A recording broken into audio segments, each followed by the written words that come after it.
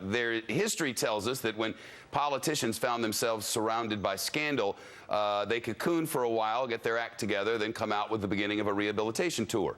Governor Christie's just began today. And now that the news conference is over, I believe it's just ended. Now that the news conference is over, he will fly to Las Vegas to meet with Sheldon Adelson, who is a billionaire power broker in the Republican Party, ahead of a decision on whether to run in 2016. He said again today that he just doesn't know yet. Fox News Sunday anchor Chris Wallace joins us now from Washington, and with Capitol Hill behind him. Is that a fair characterization of this? And I guess the rehabilitation tour stop one was there in Trenton, and then now we got to go see what Sheldon Adelson had to think about that, right? Yeah, absolutely. What this was about was trying to turn the corner. Governor Christie was saying, hey, look, there was this exhaustive investigation, months by former federal prosecutors, tens of thousands of documents, endless interviews. They looked at our government email accounts, our private email accounts, and they cleared me. And what you saw as a result, and he acted as if they had cleared him. And so what we got was the full Christie. At various points, he was earnest, he was regretful, he was thoughtful, he was very combative with reporters. I stopped counting at about a half dozen times that he told reporters that their questions were editorializing, full of assumptions, riddled with inaccuracies. One poor fellow at the end, he said, either you can't take notes or you weren't listening, and called his question awful. I got a couple of questions about this effort to say that he's turned the corner. One is that kind of confrontation, which used to seem so charming, now that we know about what happened in Fort Lee and the closing down of the bridge lanes to the George Washington Bridge, I'm not sure people are going to be quite so charmed by that kind of hardball attitude. And in addition, and he can say all he wants about how this was an exhaustive investigation, Shep. It was an internal investigation. It was his lawyers that he paid for. Oh, no, actually, yes, the people of New Jersey paid for them. Taxpayer money did that. Well, that's right. But my point is they can be former federal prosecutors, all of that, but they were hired by his office.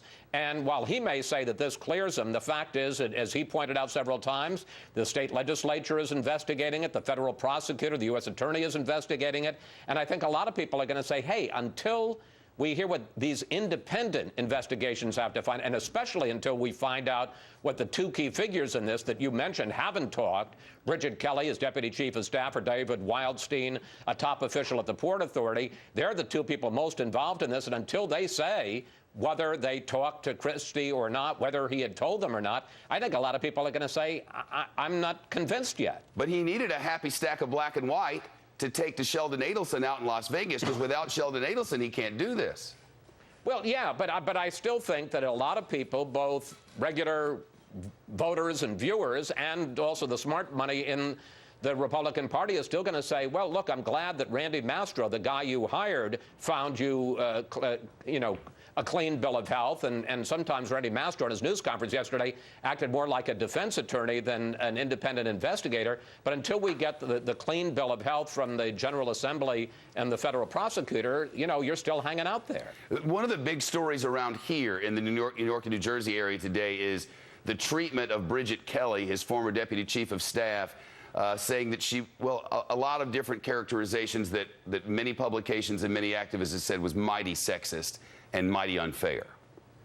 Well, I don't know, Bridget Kelly. I do know what was said. That's the accusation. It doesn't go absolutely. well when Democrats are trying to say there's a war against women in the Republican Party anyway.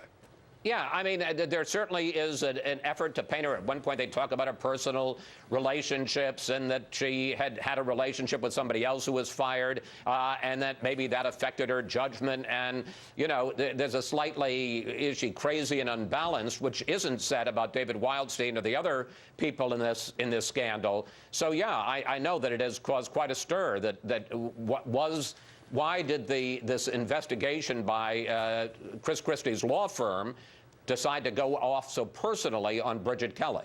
As this investigation goes, what happened today was not a period, and I would venture to guess it's not even going to be seen as a comma in the grand scheme of this investigation. They've got investigations running on all tracks.